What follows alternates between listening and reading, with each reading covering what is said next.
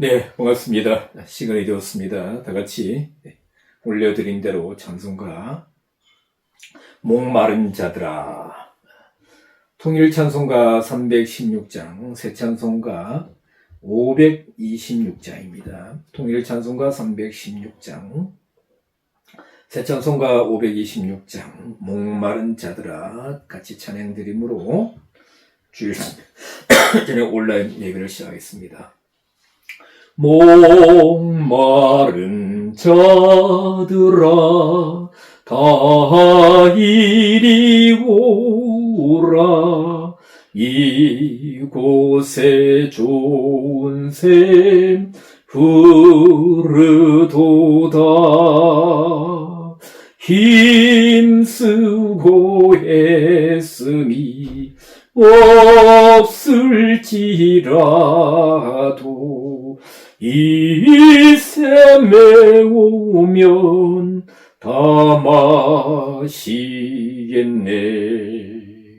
이 샘에 많은 물 강같이 흘러 온 천하 만국에 다 통하네. 빈부나 귀천이 분별이 없이 다 와서 쉬고 또 마시겠네. 신기한 샘물을 마신 자마다 목 다시 갈라지 아니하고 속에서 솟아나 생수가 되어 영원히 솟아 늘 풍성하리. 이 샘의 이름은 생명의 샘물, 저수정 빛같이 늘 맑도다.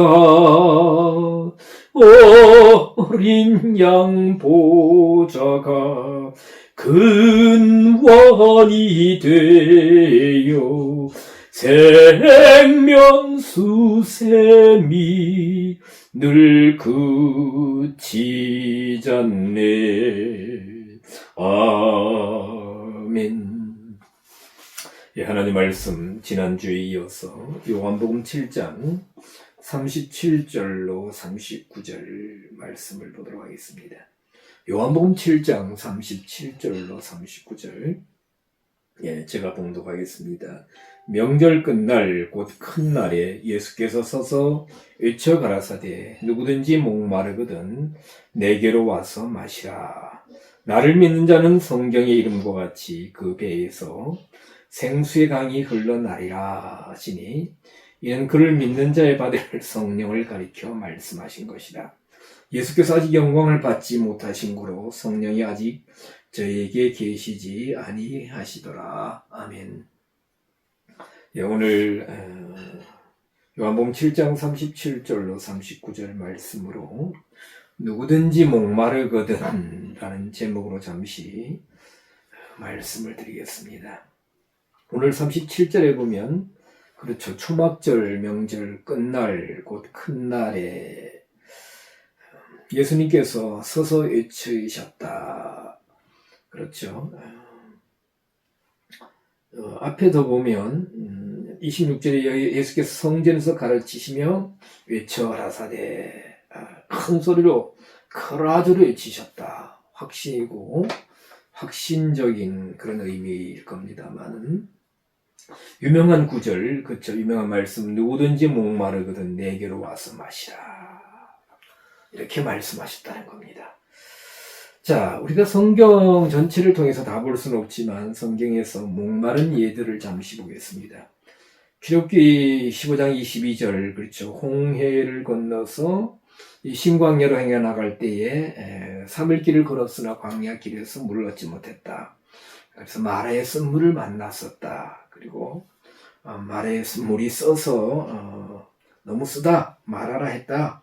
하나님께서 모세에게 한 나무를 지시하셔서 그 나무를 던지니까 물이 단물이 되었다.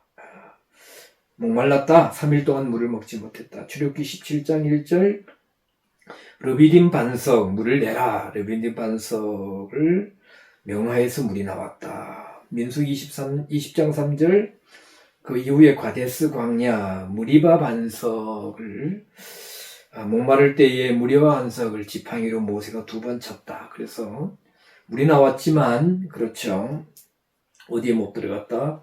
가나안 땅에 못 들어가게 되었다. 모세. 사사기 15장 19절, 삼손이 나귀 턱뼈로 블레셋 사람 1000명을 죽인 후 너무 목마르다. 목말라 제가 죽을 지경입니다 하고 외치니까 하나님께서 레이의 한 우묵한 곳을 터치시니까 그 샘물이 솟아나왔다. 그래서 목마른 자의 샘이다 하는 의미의 엔합고레라고 부르게 되었다 는 겁니다. 너무나 잘 아는 시편 42편 1절, 사슴이 시냇물을 찾아 갈급함 같이, 그렇죠, 시냇물을 찾아 갈급한다. 이사야 55장 1절, 너희 목마른 자들아 물로 나오라. 돈 없는 자도 오라. 목마른 자. 요한복음 4장 1절, 예수님께서 사마리아 수가성에서 우물가 여인에게 그렇죠, 이 물을 마시는 자마다 먹는 자마다 다시 목마르려니와 내가 주는 물을 먹는 자는 영원히 목마르지 않죠. 뒤에 가서 잠시 말씀드리겠습니다. 자, 이렇게 성경에는 수없이 목마른 자들의 예가 있다. 자, 요한복음 오늘 7장 37절, 명절 끝날에 예수님께서 서서 외치셨다 했는데, 이 명절은 언제냐? 우리가 잘 앞에서 보셨듯이 초막절이다. 그래서 이 유대인들의 명절에 대해서 잠시 좀 이렇게 오늘 좀 중요합니다. 언급을 드리겠습니다. 자, 그 전에 어느 목회자 그 모임에서 어떤 분이 이제 명절 해서 우리나라 고유의 명절, 그렇죠, 구정, 신정 구정, 추석, 그렇죠. 그래서 목사님은 명절 때 도시 교회를 떠나서 시골에 가서, 또한 교인들이 또 이렇게 조상산소에 가고 또 이렇게 제사 지내는 문제가 충돌되니까 이 명절이 아니다, 밝을 명자가 아니다. 근데 어느 분이, 목사님 죄송합니다만 밝을 명자가 아니라 이름 명자입니다. 앞에 말씀하신 목사님 명절이 아니라 암절이라 해야 되지 않느냐. 근데 목사님 죄송하지만 이름 명자입니다 해서 그 자리에 분위기가 좀 묘하게 되었던 적이 있습니다만은 여담입니다. 우리나라는 그러하고요. 유대인들에게는 명절이 크게 6월절, 맥추절, 초막절이죠. 그죠? 6월절은 너무나 잘 알다시피 애굽에서 10번째 재앙, 장자의 죽음 재앙 때에 어린 양을 이렇게 잡아서 문인방과 설주에 발랐다. 1월 14일. 그리고 15일 날 이제 출애굽하죠. 라암세스에서 출애굽하는데 1월 14일 해질 때 어린 양을 잡아서 6월절 양으로 제사를 지내죠. 그리고 고기를 먹고 15일부터 이제 어린 양의 고기를 쓴나물과 무교병과 아울러 먹는다. 그렇죠. 6월절은 애굽에서의 구원을 의미합니다. 이때 이스라엘 백성들은 보리를 추수합니다. 보리를 추수하는데, 자, 어떻게 추수하느냐? 1월 14일, 1월 달이면 그들의 종교력으로 1월 달이고 우리나라 달력으로 지금 말하면 현대로 말하면 3, 4월쯤 되는데, 아니 3, 4월 어떻게 보리를 추수하느냐? 우리보다 조금 따뜻한 경우도 있지만 그 전해에 늦가을에 내리는 비, 그 비를 이른비라고 하죠. 신명기에 보면은 그때의 보리를 이렇게 파종해서 싹이 나와서 혹독한 겨울을 이겨낸 그 보리가 이른 봄에 열매를 맺습니다. 그래서 6월절 때는 이제 보리 추수를 하고 보리를 드리죠. 자, 두 번째는 맥추절입니다. 무교절 때, 그렇죠. 6월절 다음날 15일부터 7일간 무교절을 지내는데, 무교절 때 한 다발의 곡식을 이제 먼저 하나님께 드리죠. 보리추수. 그리고 7주 지나서 50일째 되는 날, 주로 밀을 추수하고 보리를 추수합니다.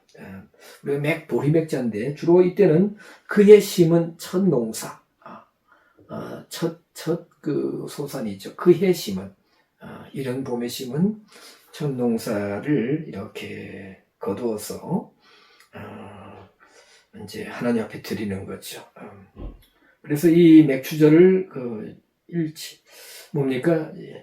일주일, 7주 지난다. 무교절 지나고 무교절 때부터 7주를 지난다 해서 7절이라고 50번째 되는 날이라 해서 오순절이라고 합니다. 오늘날도 우리가 오순절 하셨습니까? 공교롭게도, 바로 다음 주 7월 5일 날이 맥추감사주일입니다.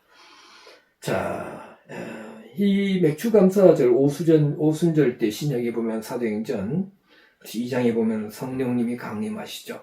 그래서 이 6월절은 애굽에서의 구원을 의미한다면, 그렇죠. 우리는 영적인 애굽 세상에서의 어린 양의 피, 대속의 은혜로 구원받았다. 6월절이 이루어졌다. 그러나 맥추절은 뭐냐? 바로 뭡니까? 애굽에서 구원받은 이후에, 그렇죠. 율법을 받고 말씀을 받아서 율법과 규례를 받아서 말씀 안에서 하나님과 교제하는 삶. 신약에 와서는 오순절 성령 강림으로 성령님 안에서 성령님의 인도하심으로 성령님의 인도하심을 따르고 성령님의 도우심으로 감동 감화 하심으로 또 뭐예요? 하나님과 예수님과 말씀 안에서 성령님 안에서 교제하는 삶, 열매로 드려지는 삶을 의미한다. 6월절이 구원의 시작이라면 무교절은 구원을 이루어가는 삶이라고 할 수 있을 것입니다. 그리고 초막절이 언제냐? 종교력으로 7월 15일입니다. 그렇죠. 초막절은 10월부터 일주일간 이제 절기를 지키는데, 그렇죠. 레위기 23장 42절 43절에 보면 있습니다. 오늘날 말하면 한 11월쯤 되죠. 그래서 우리도 추수감사절을 해가지고 개신교에서는 11월 셋째 주에 이제 우리가 추수감사절을 드립니다. 초막절은 잘 알다시피 우선 의미는 이스라엘 백성들이 레위기 23장 42절 43절에 보면, 특히 43절에요. 이스라엘 백성들이 40년 동안 광야 생활을 한 것을 상기시킨다. 초막에 그 상기하기 위해서 광야에서 초막에 거했다. 그래서 여러 가지 이런 나무가지를 이렇게 가지고 와서 작은 초막을 짓습니다. 움막을 짓죠. 그래서 일주일간 초막에 거합니다. 이런 초막에 거하는 삶이었지만 하나님께서 광야에서 특별한 은혜를 베푸셔서 광야를 지나왔다. 가나안 땅에 들어왔다. 모든 것이 하나님의 은혜이다. 그리고 이제 절기상, 농사 절기상으로 그에 심은 모든 곡식들을, 그렇죠. 11월 달쯤 되면 추수하고 저장한다. 그래서 수장절이라고도 합니다. 자, 3대의 절기는 간략하게 보았습니다만은 첫 번째로는 우선적으로 농사와 연관된다는 것입니다. 그렇죠. 농사와 연관된다. 그리고 두 번째는 이스라엘의 출애굽과 6월절, 하나님의 특별한 은혜를 기념하고 상기하고 감사한다. 세 번째, 신약시대에 우리의 신앙의 여정을 상징한다. 우리가 기독교 신앙을 안 가지신 분들도 우리가 인생길이라고 합니다. 우리는 신앙의 여정이죠. 여정. 그렇죠? 아까 방금 다시 한번 간략하게 말씀드리면, 6월절은 영적인 출애굽이 우리에게 이루어졌을 때 6월절이 이루어지는 것이다. 꼭 1월 14일이 아니고요.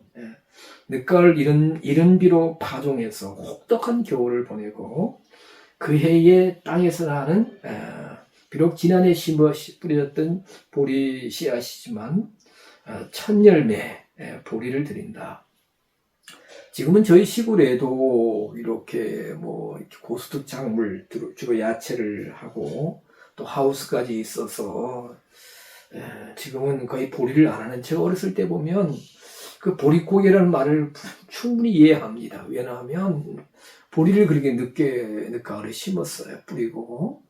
그리고 또 학교 다닐 때는 그 보리가 싹이 올라왔다가 이렇게 겨울에 땅이 처음에 얼면서 이렇게 땅이 이렇게 뭐랄까요, 땅이 뜹니다. 뭐라 하는지 표현하는지 모르겠는데 얼면 이렇게 붕 뜨죠. 그럼 보리가 다 얼어 죽서, 뿌리가 땅에 안 닿기 때문에. 그래서 뭘 해요? 조금 젊은 분들은 모르시겠지만 보리 밝기를 해줍니다. 그래서 우리가 학교 다닐 때만 해도, 지금은 폐교가 됐지만 한창 학생들이 많을 때 6학년까지 한 400명 되었기 때문에 어마어마하죠. 시골 학교. 저 강원도 정선 고라댕이 학교 한 400명이 이렇게 선생님이 이제 배정을 하시죠. 1학년 어디 가가지고 어깨동무를 노래를 부르면서 쭉 지나갑니다. 보리밟기를 합니다.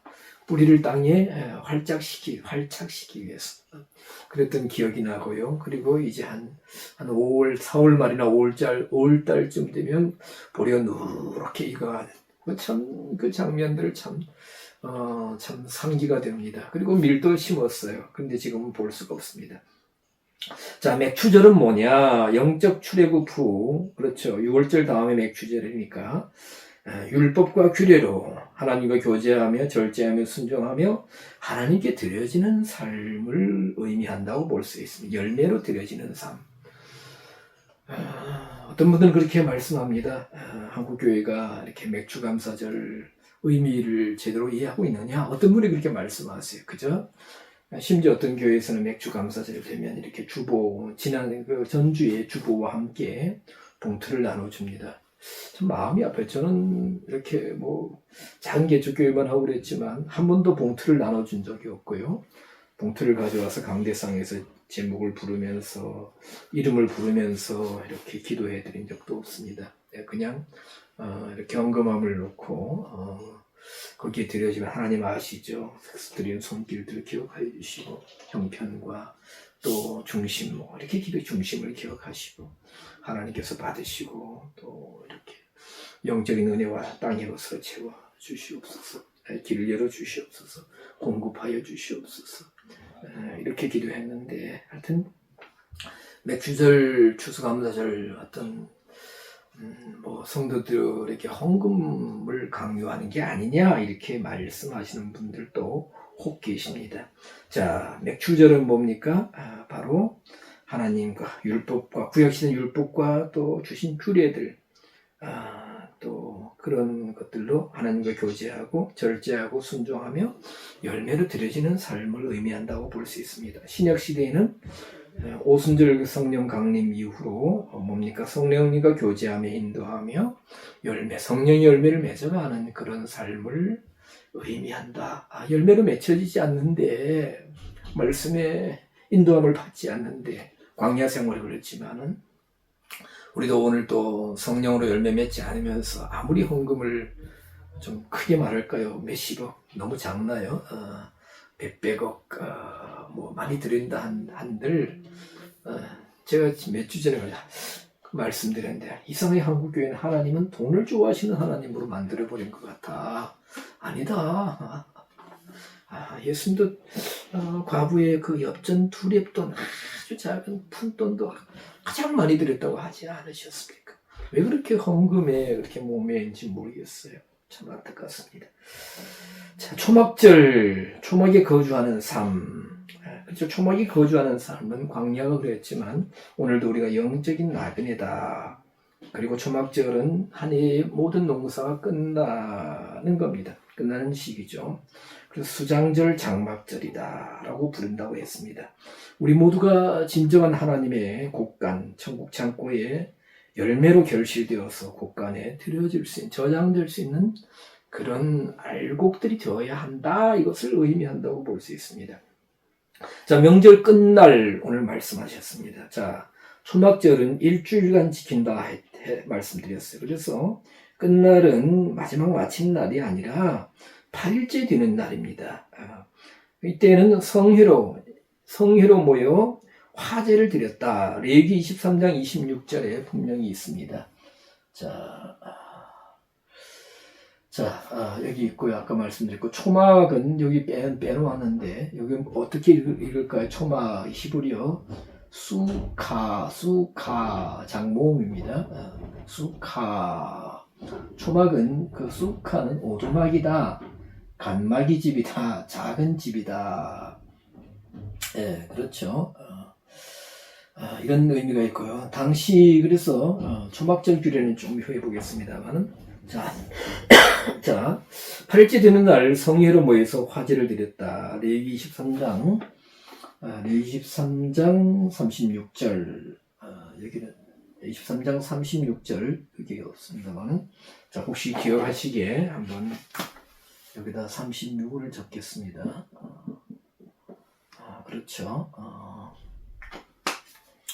자, 그래서, 당시 유대 역사가 요세푸스, 이분은 AD 37년에 출생하셨는데, 그렇죠. 예수님 이후에 예수님 십자가 돌아가시고 부활 승천하신 이후에 출생했는데, 돌아가신 때에 시기는 잘 모른다고 합니다.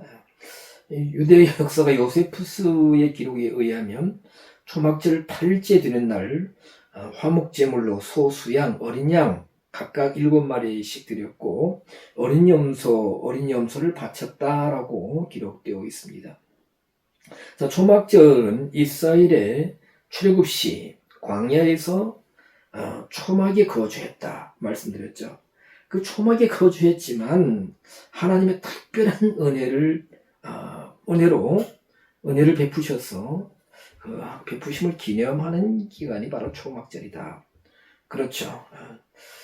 사실 초막은 하나님께서 우리가 보면 구약에 보면 장막에 거하신다 그런 표현도 있지만 구름과 불로 특별한 은혜, 하나님의 장막, 또 뭡니까 하나님 보호하신 구름 기둥, 불 기둥,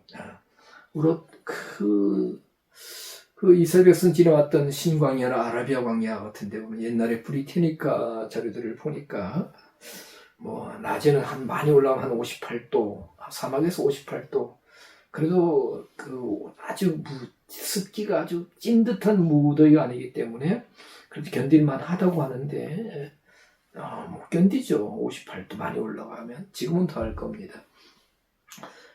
밤에는 그 모래가 급격히 이렇게 식기 때문에, 냉각되기 때문에 막 영하 10도까지 내려간다. 그래서 낮에는 구름은 덮개, 시편 78편인가 보면 구름 덮개라고 표현이 되고 있는데, 밤에는 불로 이렇게 그들을 덮어주고 가려주시고 보호해 주셨다. 그래서 초막에 거하라는 말씀은 레위기 23장 43절에 보면, 이는 내가 이스라엘 자손을 애굽 땅에서 인도하여 내던 날에 초막에 거하게 한 줄 너희로 대대로 알게 함이니라. 우리 조상들이 초막에 거했다. 광야 40년 동안 수카 초막에 거했다라고 그것을 대대로 알게 하기 위해서 초막절을 지키라는 겁니다. 그래서 예수님 당시에 초막절 규례가 있습니다. 당시 초막절 규례 보면 초막절을 지키는 7일간 매일 아침마다 제사장이 줄을 지어서 실로암 못에 가서 물을 길어 성전 제단까지 날랐다고 합니다. 이때 제사장들이 줄을 지어서 물을 길어 오가면서 부른 노래가 이사야 12장 3절이다. 이사야 12장 3절을 노래로 불렀다고 합니다. 그러므로 너희가 기쁨으로 구원의 우물 들여서 물을 기르리로다. 제가 이렇게 말씀 읽어드렸지만 노래 불렀죠. 어떻게 부른지 모릅니다. 유대인 히브리인들의 그 하나님께 드린 노래는 오늘날처럼 이렇게 박자가 빠르거나 반박자, 기교를 더하지 않죠. 옛날 우리 어른들이 부르던 시조창이라는 게 있습니다. 저도 들어봤는데요. 아주 그래도 멋있습니다. 제가 흉내를 낼 수 없는데요. 히브리인들이 부르던, 하나님께 부르는 찬양도 굉장히 중후하고, 저 같은 목소리가 조금 어울리지 않을까. 어떤 분들이 저보고 바리톤이라고 그러는데 좀 어울리지 않을까. 히브리인들이 부르던 노래를 한번 불러봤으면 좋겠습니다. 배워봐야 되겠어요. 자, 하필 왜 그러면 초막절에 이 이사야 12장 3절 그러므로 너희가 기쁨으로 구원의 우물들에서 물을 기르리로다 이 노래를 불렀을까 이렇게 암송을 불렀을까. 앞에도 말씀드린 대로 초막절은 광야 생활 40년간 초막에 거주했다. 하나님이 특별한 은혜를 베풀어 주셨다. 자, 광야 그러면 40년 동안 그들에게 가장 필요했던 것이 무엇일까? 가장 그들이 곤란을 겪었던 것이 무엇이었느냐? 그들이 가장 정말 어려웠던 면이 무엇인가? 무엇보다도 물로 인한 목마름이었습니다.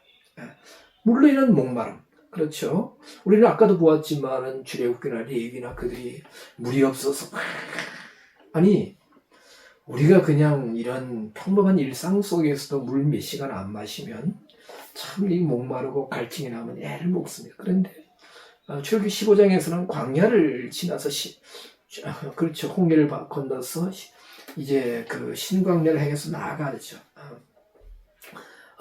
그런데 그 뭡니까 3일간 물을 못 먹었다. 이건 세상 말로 지금 뭐 사실 못 견딜 정도 좀 표현하면 죽을 지경이죠. 그러니까 원망이 터져. 아니 방금 바로 하루 이틀 전에 홍해 바다가 그렇게 놀랍게 갈라지고 그렇죠. 그 놀라운 홍해의 은혜, 감격, 감동, 환히 하던 그들이 물을 한 2, 3일 못 마시니까 막 모세를 원망하고 하나님을 원망하고 그리고 출애굽기 민수기 계속 물 때문에 물. 그래서 광야 40년은 사실 물의 은혜가 아닐까. 그렇죠. 물론 뭐 하나님 여러 가지 은혜 보호하심 또 능력 베푸심이 있습니다. 만나를 주시고 메추라기를 주시고 그러나 먹지 않는 것은 며칠을 참을 수 있는데 물을 안 먹으면 참 어렵습니다. 갈증이 나면 가만히 앉아 있는 것이고 아니고 광야를 걷기 때문에 신명기 8장 15절에서는 8장 15절에 보면 불뱀이 나오고 쭉 말하면서 물이 없고 광야 생활은 물이 없고 간조한 땅이었다. 그 광야를 우리가 지나왔다. 물이 없고 전갈, 불뱀 뭐 이렇게 말하죠. 자, 그래서 이스라엘 광야 생활 40년에 대해서 신약 성경에서는 이렇게 언급하고 있습니다. 사도 바울을 통해서 고린도전서 10장 1절 우리 조상들이 다 구름 아래에 있었고 바다 가운데로 지나며 2절 모세에게 속하여 다 구름과 바다에서 세례 즉 밥티스마를 받고 3절 다 같은 신령한 식물을 먹고 신령한 식물 그렇죠. 하늘에서 내린 요한복음 8장에 보면 생명을 주는 그 만나를 신령한 식물을 먹고 4절 다 같은 신령한 음료를 마셨다. 모리바 반석을 치던 또 뭐예요? 또 뭡니까? 르비딤 반석이었던 어쨌든 어느 경우든 간에 신령한 음료를 마셨다. 물을 먹었는데 그냥 물이 아니라 신령한 음료를 마셨다.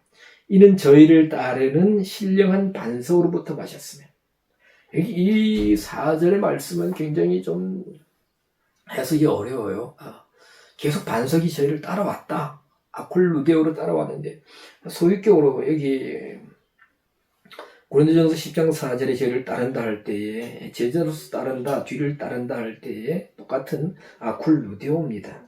보면 소유격으로 따라왔다, 소속되었다. 이제 동사의 소유격은 속해 있다, 소속되었다. 그런데 그 반석이 곧 그리스도다. 아니 얼마큼 넓은 큰 반석이 계속 가는 곳마다 그들을 따라왔는데 그 반석이 그리스도다.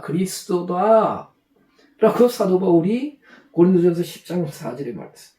신령한 반석으로부터 마셨다. 신령한 반석에서 물이 나왔다. 반석을 치니까 물이 나왔죠. 명해 물이 나왔죠. 그래서 반석에서 물이 공급되었다. 그 반석은 곧 그리스도다. 신약에 와서 예수 그리스도를 그렇죠.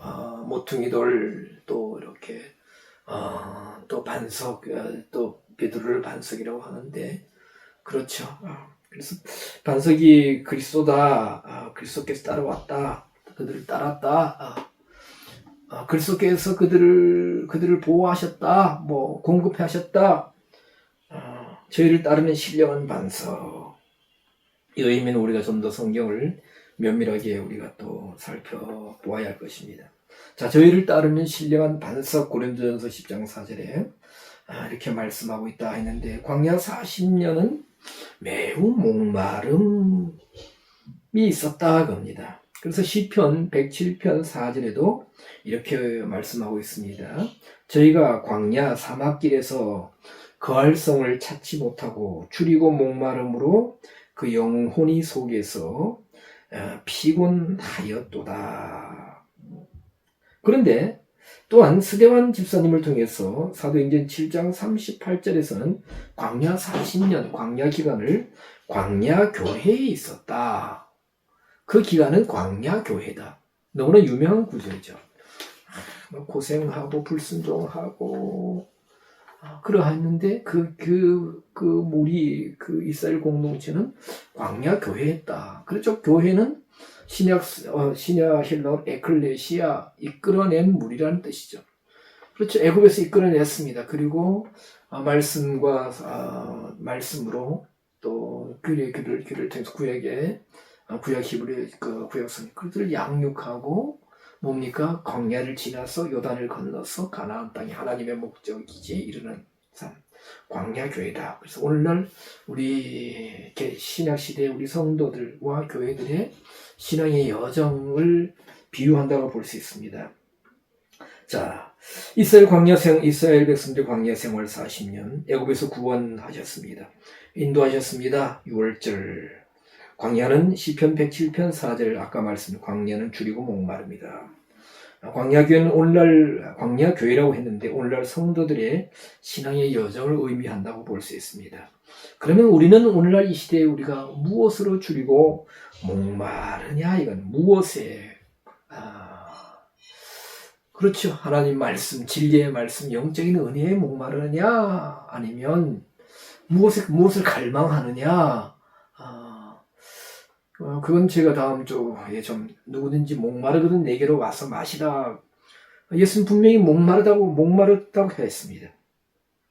자, 줄이고 목마름. 요한복음 1장 4절 이 물을 먹는 자마다 다시 목마르리니와 내가 주는 물을 먹는 자는 영원히 우리 한글 성경은 영원히 목마르지 않는다 했는데 그 영원이라는 단어가 그 전에 요한복음 말씀드릴 때 좀 풀어드렸죠. 아이온이다. 아이온은 특별한 기간입니다. 그 시대, 세대 이런 뜻입니다. 우리가 요한복음 3장 16절에 영생을 얻으리라 영할 때는 아이오니오스 해가지고 그것은 영원입니다. 영원은 뭡니까? 끝이 없는 거죠. 불변하는 것이 끝이 없는 것. 그러나 한 시대는 뭡니까? 단락이 지어집니다. 우리도 뭐 고려시 삼국시대 그렇죠. 삼국시대가 끝나고 그렇죠. 통일신라 시대, 고려시대 또 뭡니까? 또 조선시대, 또 뭐 우리 대한민국 이렇게 그렇죠. 성경에도 지금 말씀 아브라함 시대, 이삭 시대, 어떤 텀을 두고 끊어진 이렇게 달락달락 끊어질 수 있는 시대. 그러니 그 시대입니다. 당시에는 로마 시대였죠. 그러면 로마 시대 당시 상황이 어땠느냐? 예수님 말씀하신 내가 주는 물을 마시는 자, 먹는 자는 시대를 향하여 목마르지 않는다. 그러면 우리도 사실 우리 교회에서 우리 시대 성도님들도 이 시대에 그 유행하는 것이 뭐 사람들이 좋아하고 사모하고 소망하는 것이 무엇이냐? 다른 표현 시대의 트렌드가 뭐냐? 뭐 가장 큰 트렌드, 가장 눈에 띄고 가장 사람들이 선호한 트렌드는 성공이죠. 물질, 그렇죠. 성공, 내 꿈을 이루는 것, 성공하는 것이다. 요즘은 어떻게 해서 이제 노후를 편하게, 그래서 뭐 또 글을 하려면 남자들은 성공하려면 여러 가지로 준비하는 거죠. 시대의 트렌드가 뭐냐? 그래서 예수님께서는 시대를 향하여 목마르지 않는다 이런 말씀을 하신 겁니다. 자, 그러면 어떻게 목마르지 않느냐? 말씀과 구약 시대는 말씀, 신약 시대는 성령님과 말씀 교제안으로 구원을 이루어가는 세상적인 목적, 나의 목적, 인본적인 것, 이런 야망을 이루어가는 성취하고자 달려가는 것이 아니라 참 제가 보기에도 그래요. 보면 다는 아니겠지만 우리가 신앙생활 잘 하시고 목회생활을 잘 하시다 마지막 노년 때 아름답게 하나님께 교제하다 하나님을 순종하고 말씀 안으로 깊게 들어가서 조용히 정말 그렇게 계시다가 하나님 부르시면 제가 여기 있습니다 하고 하나님 앞에 서면 좋겠는데 참 여러 가지 마음들이 계신가 봐요. 자, 그래서 우리가 열매로 드려지는 삶이 되어야 된다는 것입니다. 광야 40년 과정을 통해서 우리에게 보여진다는 것입니다. 자, 초막절 다시 한번 말씀드려 광야의 시련을 겪으며 초막이 우거했다. 그렇죠? 광야에서 하나님의 성막이 있었고 이스라엘 백성들은 밤에 만약에 이슬이 내린다든가 또 비가 온다든가 하면 어쨌든 간에 뭐 주위에 여러 가지 이렇게 나뭇가지나 여러 가지 또 이런 재료들을 이용해서 작게 또 가죽이나 이런 것을 이용해서 작게 초막을 만들었을 것입니다. 수칼을 만들었을 것입니다. 제가 산을 조금 다니다 보니까 산에 가서 높은 산에 갔다가 하룻밤 내려오지 않고 밤에 한 이틀 3일 하루 이틀 3일을 자면서 너무 올라가는데 2시간 3시간 걸리니까 그렇게 산행하는 것을 비박산행이라고 합니다. 저도 한번 해본 적은 없지만 그분들이 반드시 무엇을 가지고 가느냐 두꺼운 비닐 가져가면 요즘은 너무나 잘 나오기 때문에 비닐을 가져가서 여러분 이렇게 대물 헌터 같은 그런 영상에 보셨을 거예요. 그래서 저녁 때가 되면 작은 나뭇가지들을 휘어서 이렇게 끈으로 엮어서 이렇게 작은 움막을 만들고 비닐을 씌워서 그 안에 이제 이런 여러 가지 또 불을 밝히고 하룻밤 쉬는 것을 봅니다. 아마 광야 생활 이스라엘 백성들 40년 광야 생활 현대의 그런 모습은 아니지만 작은 초막을 짓고 우거했을 것이며 하나님의 특별한 은혜로 그 40년을 지나왔다는 겁니다. 초막하니까 제가 생각나는 게 있습니다. 찬송가 통일 찬송가 495장 3절 높은 산이 거친들이 초막이나 궁궐이나 내 주 예수 모신 곳이 그 어디나 하늘나라 높은 산이 거친들이 초막이나 궁궐이나 내 주 예수 모신 곳이 그 어디나 하늘나라.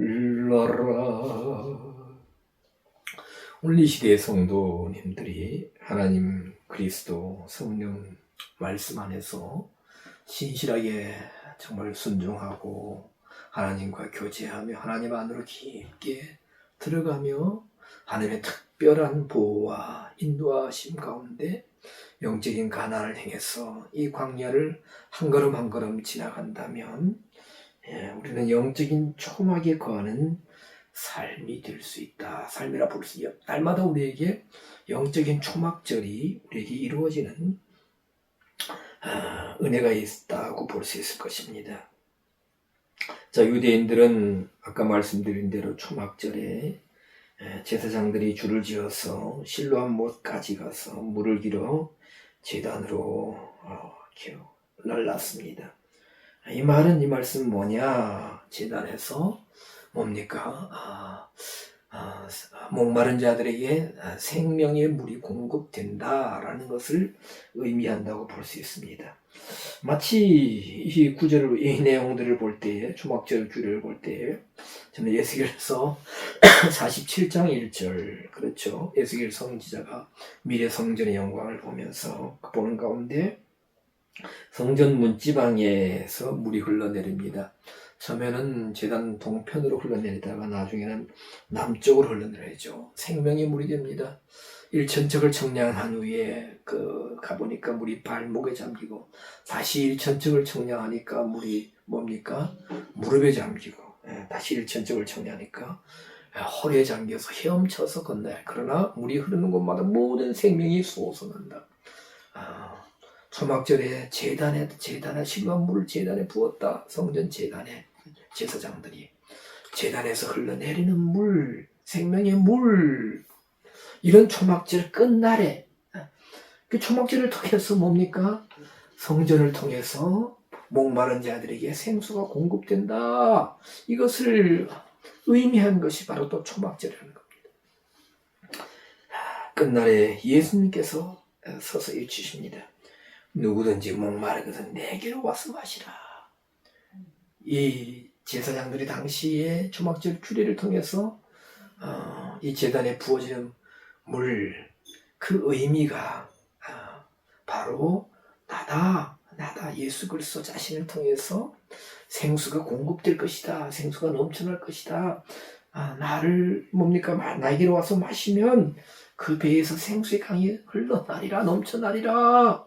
이것을 의미한다. 그렇게 외치셨다. 자, 누구든지 목마르거든. 오늘 이 제목으로 말씀드렸습니다.